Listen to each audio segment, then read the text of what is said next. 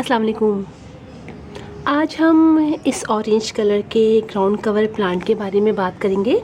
आप देख रहे हैं कि ये एक बहुत ही खूबसूरत सा प्लांट है और इसको हम अमूमन ग्राउंड कवर के तौर पे लगाते हैं। यानी जिस जगह पर बड़े बड़े ट्रीज़ लगाते हैं हम वहीं पर इसको नीचे की तरफ लगा देते हैं और ये बहुत आसानी से हर तरफ फैल जाता है और इसके खूबसूरत ये ऑरेंज कलर के फ्लावर बहुत खूबसूरत लगते हैं। इसमें येलो कलर के फ्लावर्स भी आते हैं और ग्राउंड कवर प्लांट्स कई तरह के होते हैं।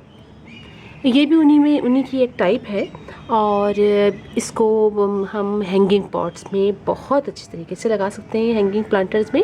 और मैं इसको हैंगिंग प्लांटर्स में ही लगाऊंगी इसलिए कि ये उसमें लगा हुआ बहुत खूबसूरत लगेगा। इसलिए कि देखिए इसके छोटे छोटे से लीव्स हैं और ये नीचे की तरफ मूव कर रहे हैं, तो ये जब ये हैंगिंग प्लांटर में लगेगा तो ये बहुत ही खूबसूरत लगेगा। तो मुझे ख्याल आया कि मैं आप लोग को भी बताऊँ कि आप लोग भी लगाएँ हैंगिंग प्लांटर्स में। ये प्लांट तो बहुत आसानी से नर्सरीज़ में मिल जाते हैं और आप ग्राउंड कवर प्लांट कहेंगे तो वो आपको दे देंगे और एक दफ़ा अपने घर में ले आएँ तो फिर आपको दोबारा इसको लाने की ज़रूरत नहीं पड़ेगी, इसलिए कि ये फिर बढ़ता ही चला जाता है। और मैंने वो छोटा सा लिया था और अब आप देखिए इतना बड़ा हो गया है और ये पार्शली शेड में बहुत अच्छी तरीके से ग्रो करता है।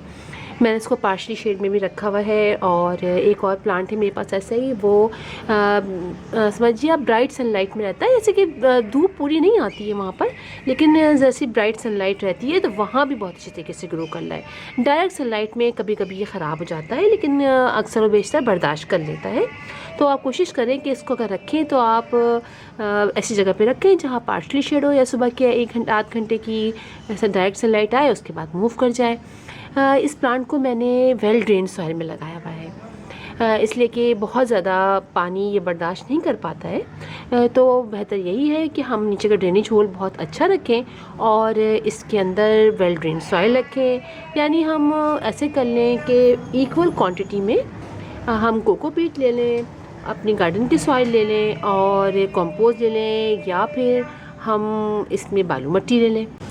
अब बात कर लेते हैं हम इसमें पानी की कि हम इसमें कितना पानी डालें। तो इसमें बहुत ज़्यादा हमें पानी नहीं डालना है, बस नॉर्मल जो पानी डालना होता है उतना डालेंगे। यानी एक टाइम दिन में पानी डाल लें, जब देखेंगे कि ये सूख गया है और तो बहुत गर्मी पड़ती है तो हम इसको 2 दफ़ा ही पानी डाल सकते हैं, वो तो मौसम के लिहाज से होता है। तो आप फिर उसको 2 दफ़ा पानी डाल लें। और इसके अलावा इसमें बहुत ज़्यादा हमें फर्टिलाइज़ करने की ज़रूरत नहीं होती है। अब जब हम जो 15 डेज़ बाद फर्टिलाइज़र हम लिक्विड फर्टिलाइज़र डालते हैं ना, तो वही डालेंगे। इसलिए कि देखिए इनके अंदर जगह तो होती नहीं है कि हम इसमें मज़ीद फर्टिलाइज़र डाले जाएँ। तो जब लिक्विड फर्टिलाइज़र बनाएं तो हम अपने सब प्लांट में डालें तो इसमें भी डाल दें।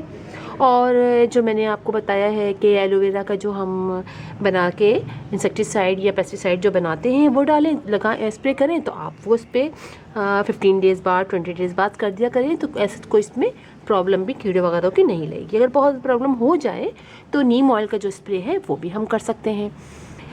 और इसके अलावा ये कि हम इसको छोटे पॉट में भी लगा सकते हैं, बहुत छोटे से पॉट में भी लगा के हम इसको कहीं पर भी रख सकते हैं। इसकी सॉइल, इसकी जो वो होती है ना रूट्स, वो बहुत ज़्यादा बड़ी नहीं होती हैं कि बहुत फैल जाए, इसलिए आप इसको किसी भी तरह के पॉट में लगा लीजिए और उसमें ये लग जाता है। और इसका ये फ्लावर जो है जो निकला हुआ है ना, अभी ये सुबह खिलता है और 1:30-2 बजे तक इसका फ्लावर फिर झड़ जाता है और इसी तरह ये बेल बढ़ती चली जाती है और हर में छोटे छोटे से फ्लावर्स इसमें लगते चले जाते हैं। तो आप ज़रूर इसको ट्राई कीजिए अपने घर में, तो अच्छा भी लगेगा। और चूँकि प्लांटर्स में लगे हुए हैंगिंग प्लांटर्स में अच्छे लगते हैं, तो मैंने सोचा कि चलिए आप लोग को बताऊं कि आप लोग भी ट्राई कीजिए। तो फिर इंशाल्लाह आपसे मुलाकात होगी फिर किसी और वीडियो के साथ। तब तक के लिए अल्लाह हाफ़िज़।